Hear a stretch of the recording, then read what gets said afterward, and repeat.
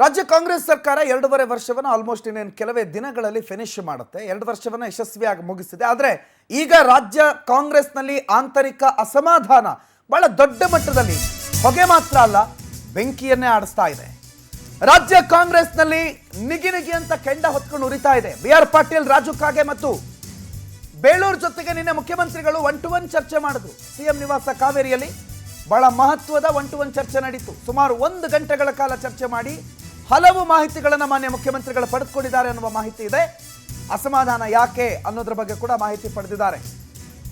ಅಸಮಾಧಾನ ಇದ್ರೆ ಬನ್ನಿ ನಮ್ಮ ಹತ್ರ, ನಮ್ಮ ಜೊತೆ ಮಾತಾಡಿ. ಅದ್ರ ಬಿಟ್ಕೊಂಡು ಸಾರ್ವಜನಿಕವಾಗೆಲ್ಲ ಮಾತಾಡೋದು, ಬಹಿರಂಗವಾಗಿ ಹೇಳಿಕೆ ಕೊಡೋದು ಯಾವುದು ಸರಿ ಇರಲ್ಲ. ಬಹಿರಂಗವಾಗಿ ಹೇಳಿಕೆ ಕೊಟ್ರೆ ಅದು ಪಕ್ಷಕ್ಕೆ ಡ್ಯಾಮೇಜ್ ಆಗುತ್ತೆ, ನನಗೆ ಡ್ಯಾಮೇಜ್ ಆಗುತ್ತೆ. ಹಾಗಾಗಿ ಬಹಿರಂಗವಾಗಿ ಹೇಳಿಕೆ ಕೊಟ್ರೆ ಸರಿ ಇರಲ್ಲ. ಆಗ ಬಹಳ ಗಂಭೀರವಾದ ಶಿಸ್ತು ಕ್ರಮ ಕೈಗೊಳ್ಳಬೇಕಾಗಬಹುದು ಅಂತ ಎಚ್ಚರಿಕೆ ಕೊಟ್ಟಿದ್ದಾರಂತೆ ಸಿಎಂ. ಆದರೆ ಮುಖ್ಯಮಂತ್ರಿಗಳ ಎಚ್ಚರಿಕೆ ಬಳಿಕ ಈ ಅಸಮಾಧಾನ ತಣ್ಣಗಾಗತ್ತಾ, ಇಲ್ಲ ಅಸಮಾಧಾನ ಹಿಂಗೆ ಮುಂದುವರಿಯುತ್ತಾ? BR ಪಾಟೀಲ್ ಮತ್ತು ರಾಜು ಕಾಗೆ ಬಹಳ ಪ್ರಮುಖವಾಗಿ ನಾವು ಚರ್ಚೆ ಮಾಡಬೇಕಾಗಿರುವ 2 ಹೆಸರು.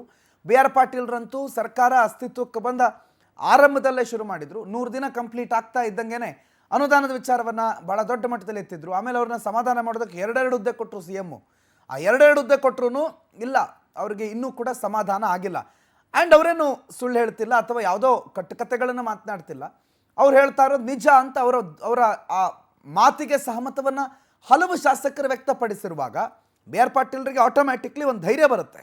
ನಾನು ಹೇಳ್ತಿರೋದೇನು ತಪ್ಪಲ್ಲ, ಅಥವಾ ಇದು ನನಗೊಬ್ಬನದೇ ವರ್ಷನ್ ಅಲ್ಲ, ಭಾಳಷ್ಟು ಜನ ಇದ್ದಾರೆ, ಅವರೆಲ್ಲರ ಧ್ವನಿಯಾಗಿ ನಾನು ನಿಂತಿದ್ದೀನಿ ಅನ್ನೋ ಲೆವೆಲ್ಗೆ ಅಟ್ಲೀಸ್ಟ್ ಒಂದು ಆ ರೀತಿಯ ಅಭಿಪ್ರಾಯ ಬಂದಿದೆ BR ಪಾಟೀಲ್ರಿಗೆ. ಅದನ್ನು ಹೋಗಲಾಡಿಸೋದಕ್ಕೋಸ್ಕರ ಮಾನ್ಯ ಮುಖ್ಯಮಂತ್ರಿಗಳವ್ರನ್ನ 1 ಅವರ್ ಕರೆದು ಮಾತನಾಡಿಸಿದ್ರು.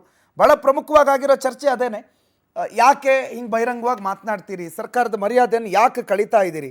ಸರ್ಕಾರದ ಮರ್ಯಾದೆಯನ್ನು ಕಳೆಯೋ ಕೆಲಸ ಮಾಡಬೇಡಿ, ಮುಜುಗರ ಆಗುತ್ತೆ, ವಿಪಕ್ಷದ ಎದುರುಗಡೆ ಮರ್ಯಾದೆ ಹೋಗುತ್ತೆ. ಸುಮ್ಮನೆ ನಮ್ಮನ್ನು ನಾವೇ ಏನೇನೋ ಮಾಡಿಕೊಂಡು ನಮ್ಮ ಪಕ್ಷದ ಶಿಸ್ತನ್ನು ಹಾಳು ಮಾಡ್ಕೋತಾ ಇದ್ದೀವಿ. ಹಾಗಾಗಿ ಬಹಿರಂಗವಾಗಿ ಹೇಳಿಕೆ ಯಾರೂ ಕೊಡಬಾರ್ದು.